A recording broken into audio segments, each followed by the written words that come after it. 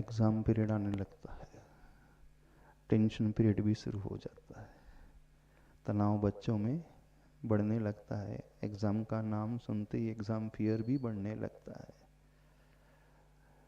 स्वाभाविक सा होता है। तो सर्वप्रथम हम ये कहना चाहते हैं, यदि बच्चे अपनी मेमोरी बढ़ाना चाहते हैं और एग्ज़ाम प्रेशर को जीतना चाहते हैं और अच्छा रिजल्ट, अच्छा आउटपुट चाहते हैं, तो कुछ अच्छी आदतों को उन्हें अपने जीवन में अपना लेना चाहिए। अब कैसे चुने? तो फिर हम कहेंगे जैन शास्त्र के अनुसार 4 कारणों को देखें: द्रव्य, क्षेत्र, काल और भाव। द्रव्य मीन्स हमारी बॉडी, तो हमारी फिजिकल फिटनेस अच्छी होना चाहिए बच्चों की विशेष रूप से। और सबसे इम्पोर्टेंट है, एग्ज़ाम प्रेशर को जीतने के लिए मेंटल फिटनेस सबसे ज़्यादा आवश्यक है। तो फिजिकल फिटनेस जो होगी वो कैसी होगी? Proper physical, proper balanced diet से होगी।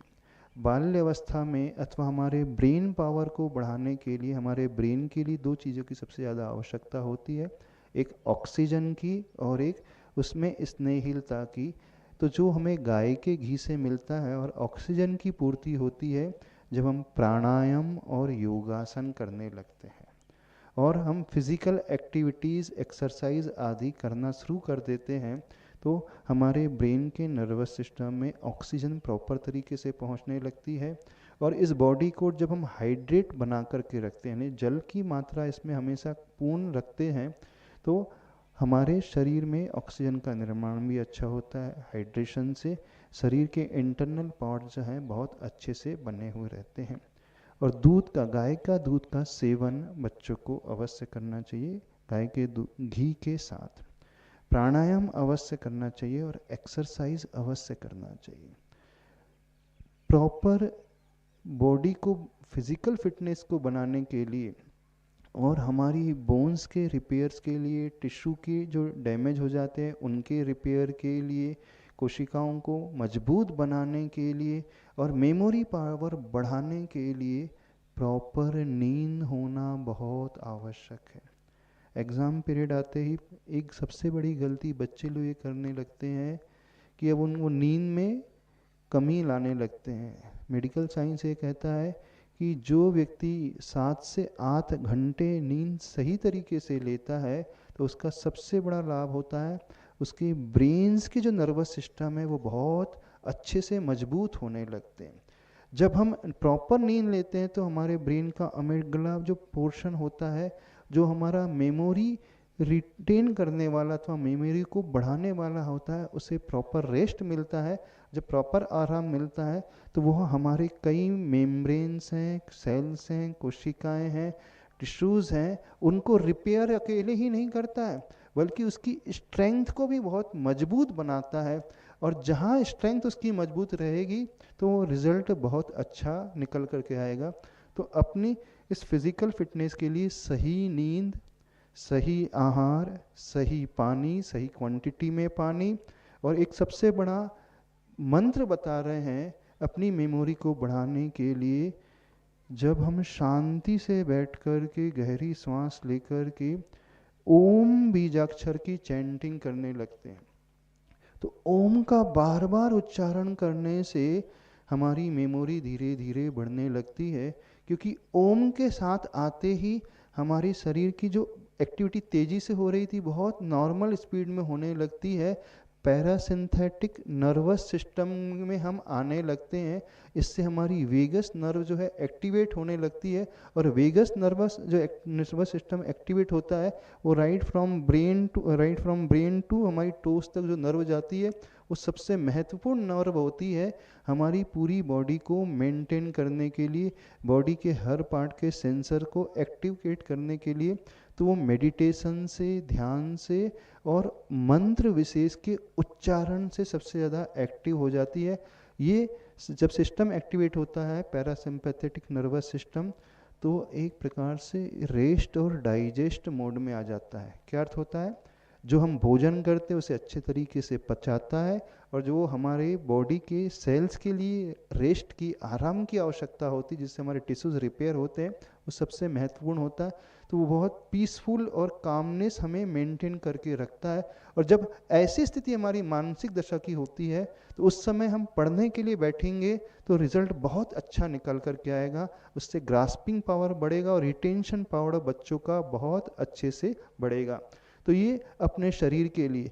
और सही आहार जो है, इस समय बादाम और अखरोट का अवश्य सेवन होना चाहिए।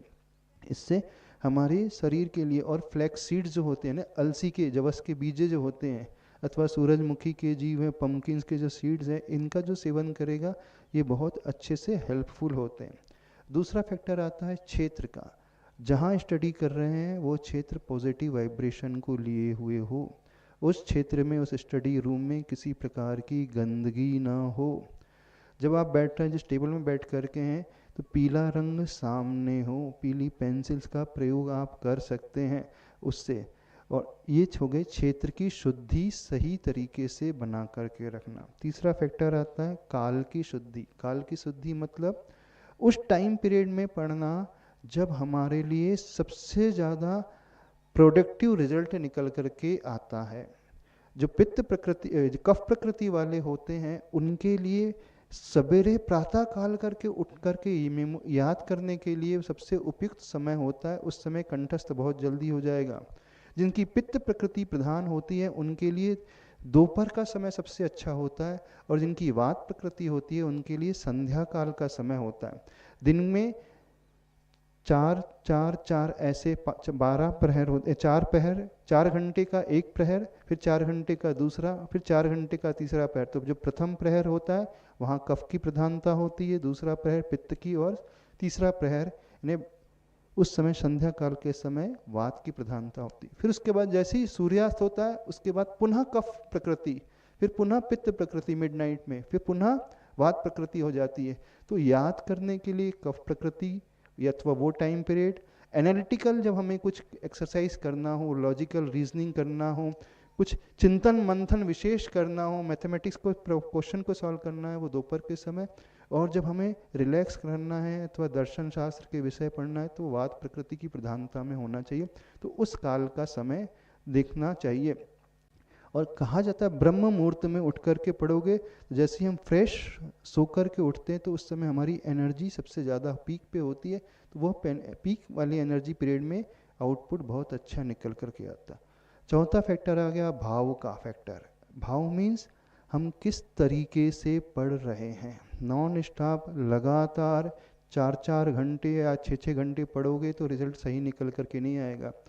मेडिकल साइंस ये कहता है हर 35 से 40 मिनट के पीरियड के बाद एक छोटा सा 5 मिनट का ब्रेक अवश्य लेना चाहिए।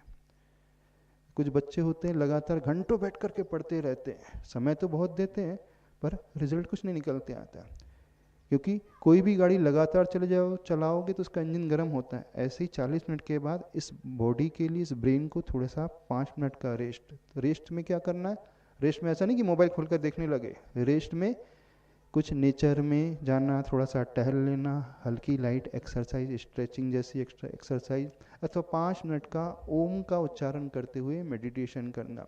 एक और बात कहना चाहते हैं, जो बच्चे थोड़ा सा नेचर में, प्रकृति में रहते हैं, फ्रेश एयर लेते हैं, उससे भी हमारी ब्रेन की मेमोरी पावर बहुत अच्छे से बढ़ती है।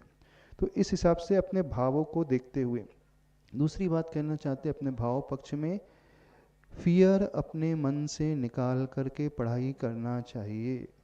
हम फेल ना हो जाएं अथवा हम कट ऑफ नहीं क्लियर कर पाएँ तो क्या होगा। जो पहला ये सोचने लगता है इसका मतलब है वो अपनी एनर्जी को इसी में लगा रहा है। तो हर बच्चे को कैसे पढ़ना चाहिए? Be always prepare for the worst. अधिक से अधिक क्या बुरा हो सकता है, मैं फेल ही तो हो जाऊंगा। जब हम ये सोचने लगते हैं तो तुरंत हमें एक नया सजेशन मिल जाएगा। यदि फेल हुआ तो कौन सी ऑप्शन है मेरे पास है, तो दूसरा ऑप्शन हमें तुरंत सजेस्ट करता रहेगा, तो हम कॉन्फिडेंट बने रहेंगे। तो इस भाव से हमेशा पढ़ना चाहिए। तीसरी बात ये कहना चाहते हैं, कंसेप्ट क्लियर करके पढ़ना चाहिए, क्योंकि हर बच्चा हर सब्जेक्ट में मास्टर्स नहीं होता है, यदि हमारी वीकनेस है तो कलीग से अथवा टीचर से अथवा मेंटर से सजेशन अवश्य ले। चौथी बात है, सही तरीके से इस अपेक्षा से पढ़ना चाहिए जो हम ग्रास्प इजीली कर सकते हैं। कुछ बच्चे होते हैं पॉइंट्स बना करके ग्रास्प कर लेते हैं, कुछ बच्चे होते हैं अपने माइंड में कोई फार्मूला बना करके कर लेते हैं, कुछ होते हैं हाइलाइटर से मार्क करके उसे रख लेते हैं, कुछ फ्लैश कार्ड में रख लेते हैं।